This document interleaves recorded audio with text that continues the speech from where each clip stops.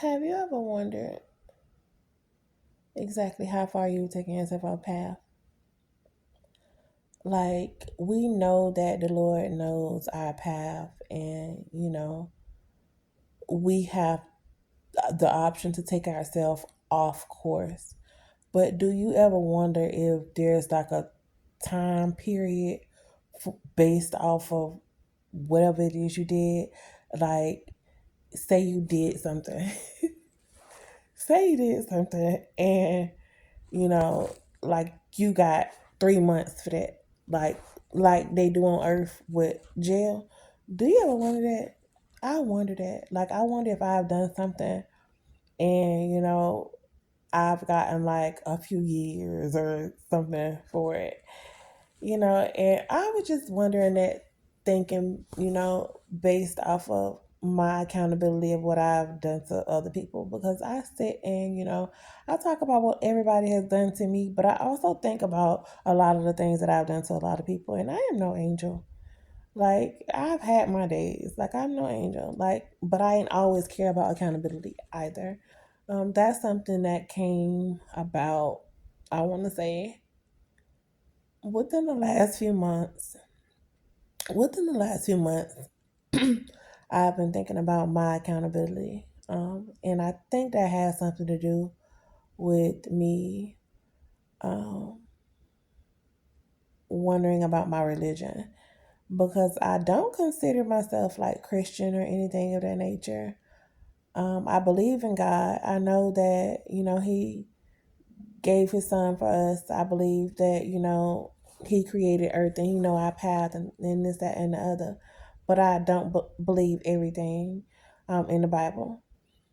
And so, lately I've been thinking about my religion and things of that nature, which brought up, my accountability for things, because I am in the process of, I'm under construction. Yeah, I'm under construction.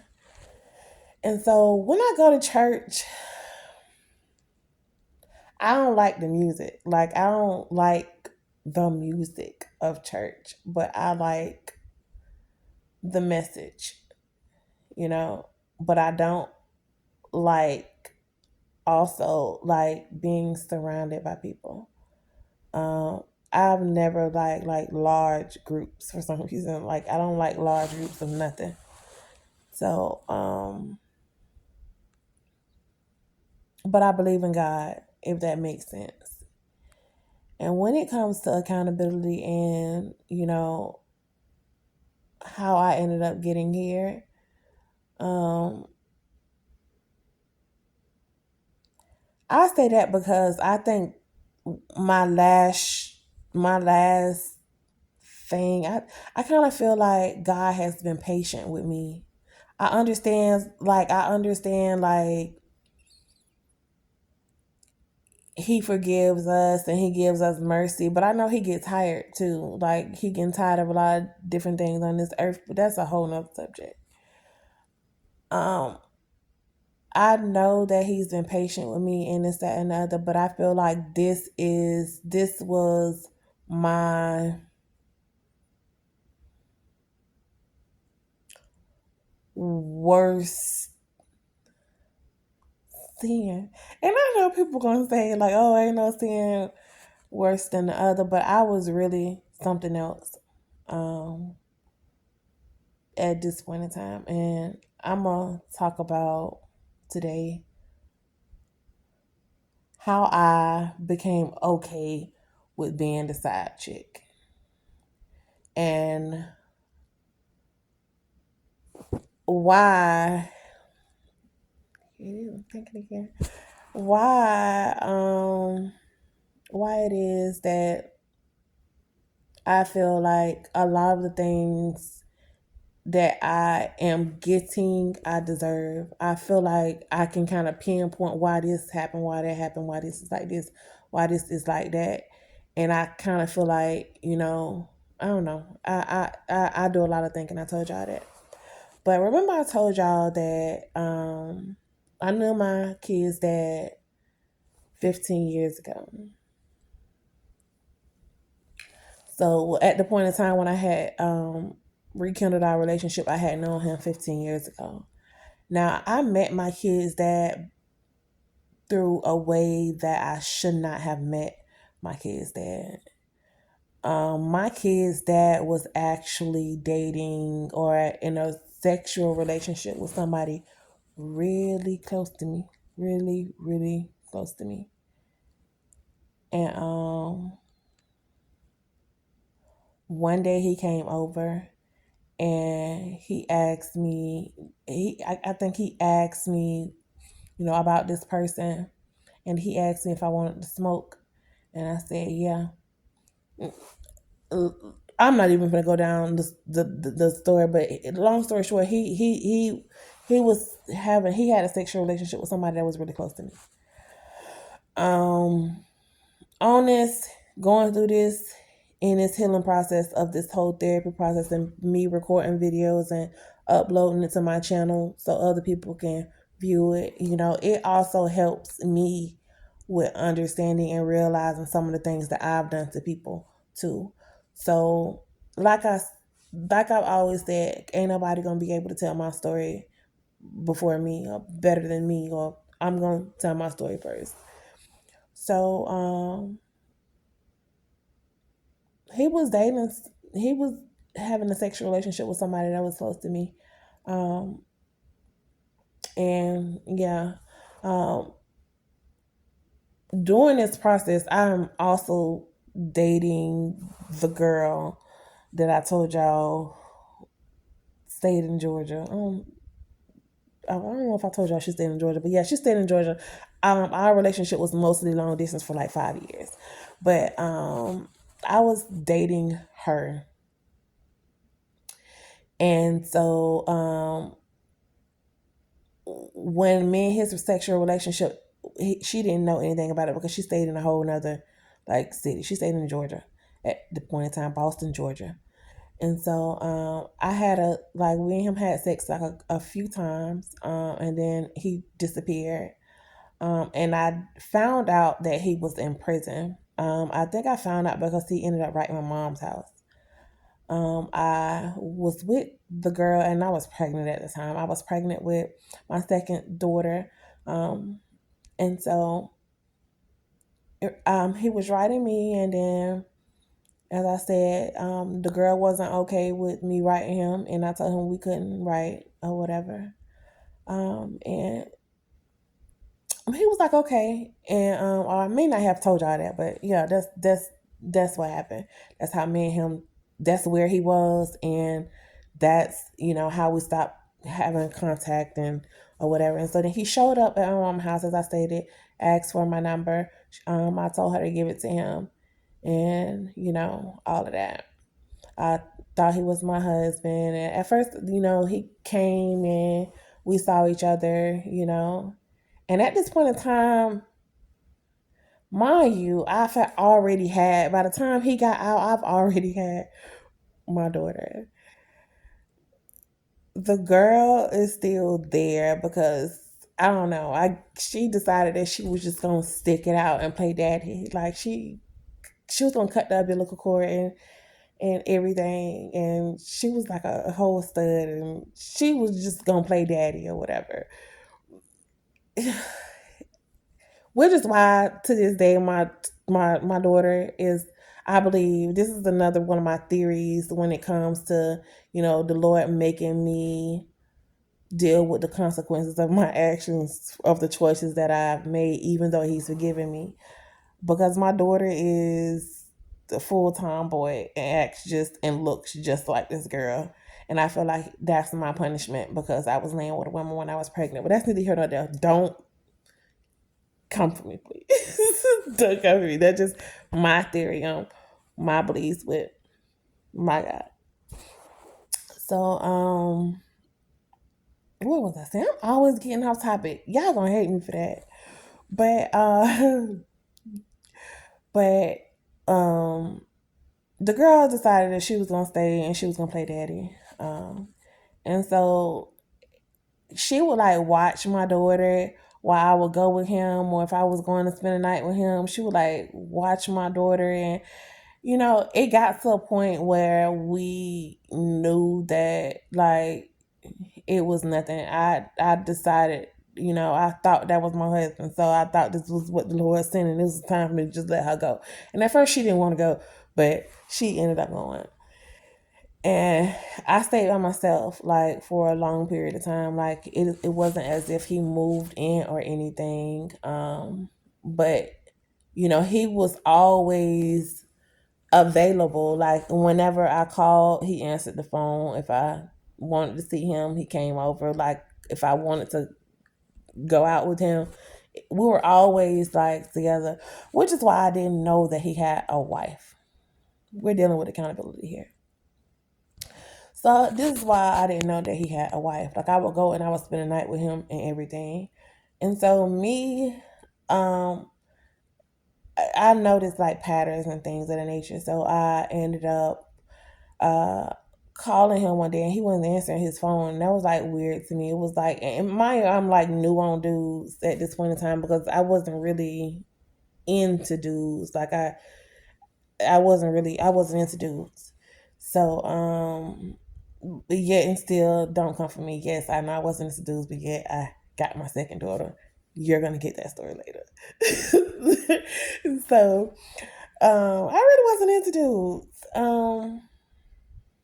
But it was something about him because it wasn't a whole sexual thing. Even though he's 19, my kid's dad is 19 years older than me. It wasn't a whole sexual thing. Um, he believed in me. Like he encouraged me to do different stuff that people didn't encourage me to do. He wanted me to be better, whether I was with him or not. And I will always appreciate him for that aspect. Um, so this is why I didn't know he had a wife.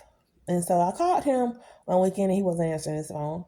And after like the second time, he probably called me back and I'm asking him like where he was. I'm gonna call you back later and this that, and another. And I had to send a text and told him that I was like done because I'm not from the start. I already done heard and from my experience know that dudes will play games and I wasn't up for any of it. So yeah, after that I was just like, yeah, I'm done. And he called me back later on that night and I was like, I'm finna leave you alone. And he was like, why? And I was like, because you moving like you're a married man. He was kind of quiet. Like after I said that, he was quiet. And he was like, don't leave me alone. Like I prefer to tell you um in person. I don't prefer to tell you over the phone. And I was like, it's probably safer for you to tell me over the phone than in person. So that's when he told me, you know how you said that I'm moving like I'm a married man. And I was like, yeah. Um, and he was like, that's because I am. It was at that moment where the road opened up for me, and it was like the Lord gave me the option to choose which path. It was at that moment. It was at that very moment that the Lord that the Lord gave me the option to choose which path I was going to take.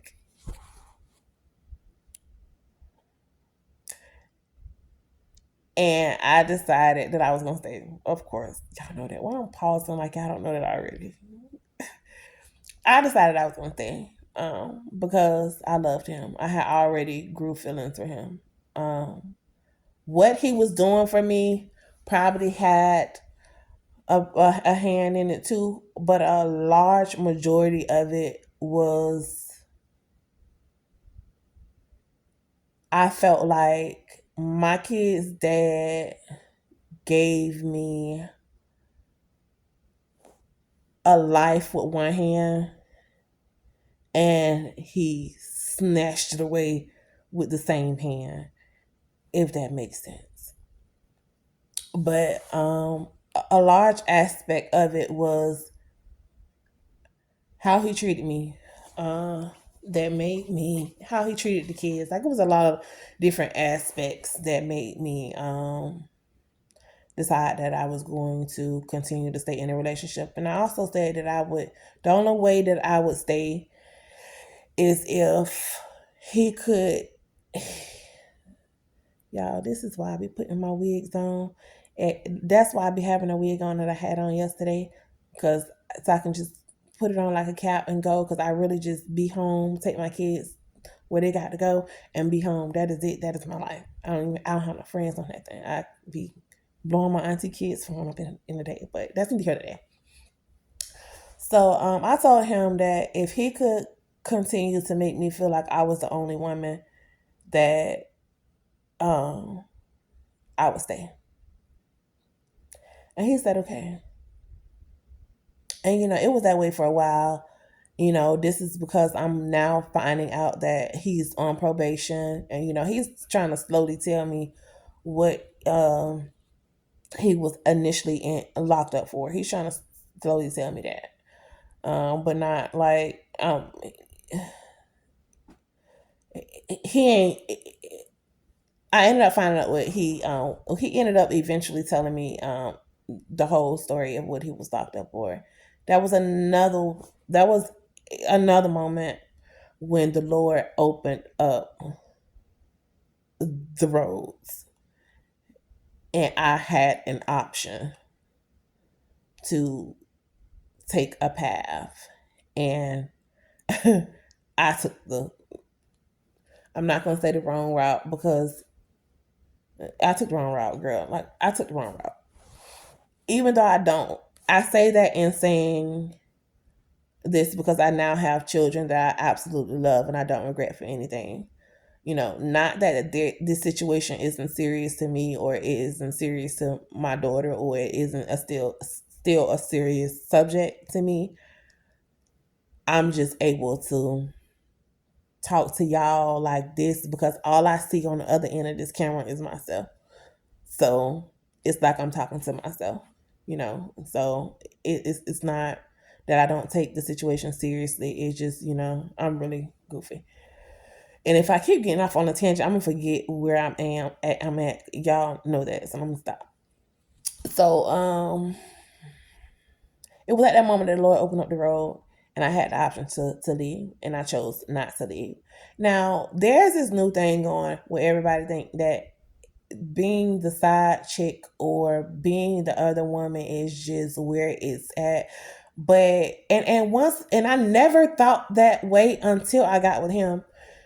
I never thought that way until I got with him. But being on the other end now, everybody think that the main goal is for him to leave his wife and, be with you and this, that, and the other. And he did that. But it was still built. It was still built in sin. It was doomed to last. It was doomed to last when I met him when I was young. The Lord been opening up roads all my life, giving me options to take different routes.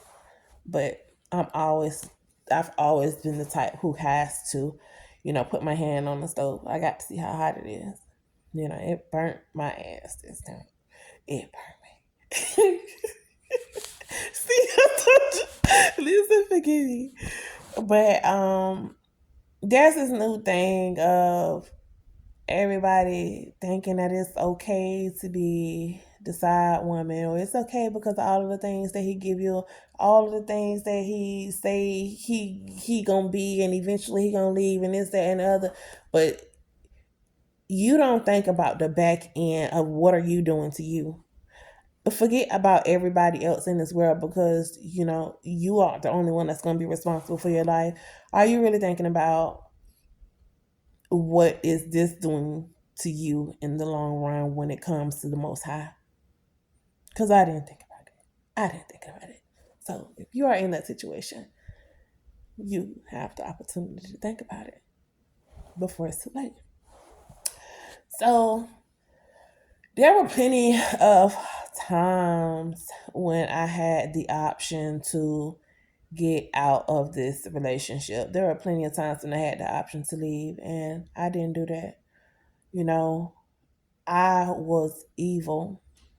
I turned into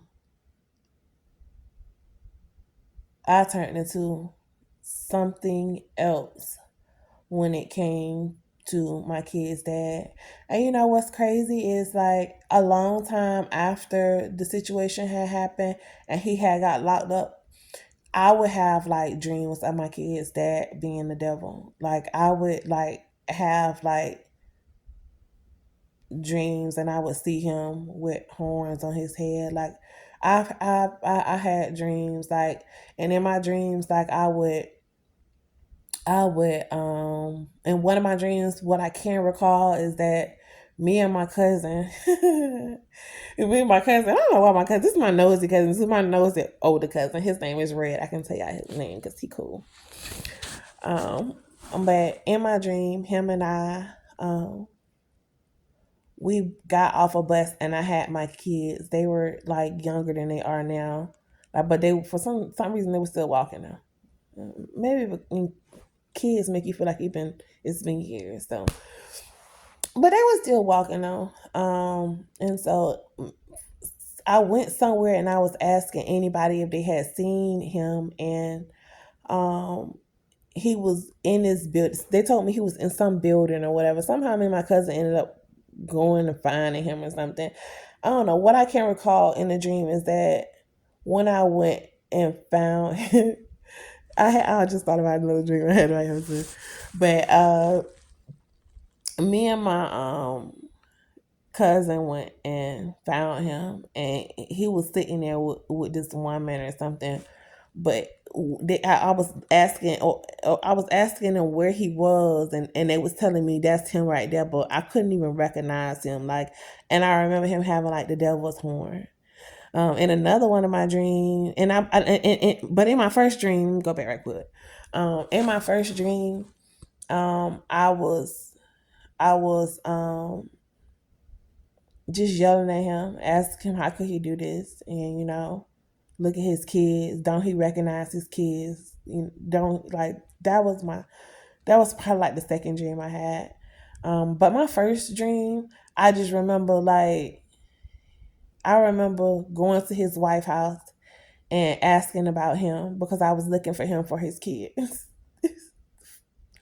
I was looking for him for his kids. Yeah.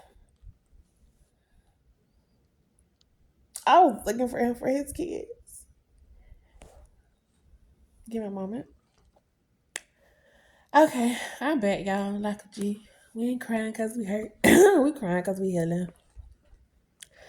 So, in a dream, I remember going and getting his wife and asking her where he was for his kids, and she was telling me he stayed back. She was trying to give me directions, but she ended up walking me through like this path.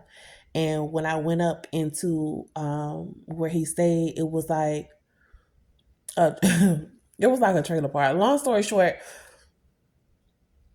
when I went in there, my baby daddy was dressed like a girl, like, and he was dating this boy. He was dating this boy, and he was dressed like a girl. And he just had this wig on, and he was dancing and saying, "This who he is. He can be who he can be who he is now. He free." That, and I'm just saying, and I was just chasing because I ended up getting into it with the boy, and my stories be ghetto. My not my stories, but my dreams be ghetto sometimes. Never mind the boyfriend, but long story short, I was going there to talk to him about his kid, and I would just ask him again in that dream, don't he recognize his child? But I've had dreams like um about the situation too, and so I can't blame nobody. Like for a long period of time, I wanted to blame anybody. Like I was looking for anybody to blame for the mess that I had made. And I didn't want to I ain't wanna. It was just so much of a. By the end of it, it was like just so much of a mess. I wasn't gonna be the one who was the blame for it. Like, even though I'm the one who have to clean it up, I wasn't gonna be the one who was the blame for it. But I have to be, because I play a part in this as well. Like, I could have left.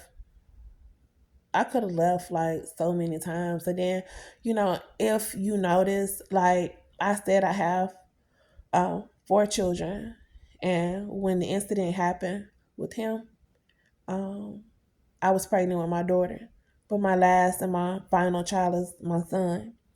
So, in the process of me saying that, I'm gonna figure out how to get us out of here, there were moments where, like, I was like, I can't even, I was like weak. There were moments where, I was living in a fairy tale world of maybe somehow I could just make this go away. But in my mind, I never wanted my daughter to be me. Like, I never, when I would have those thoughts of, when I would have those thoughts of maybe I could find a way to make this work, like, damn, Naeli is gonna be hurt. He was such a good dad to Naeli, or Nasir ain't never gonna see him in life.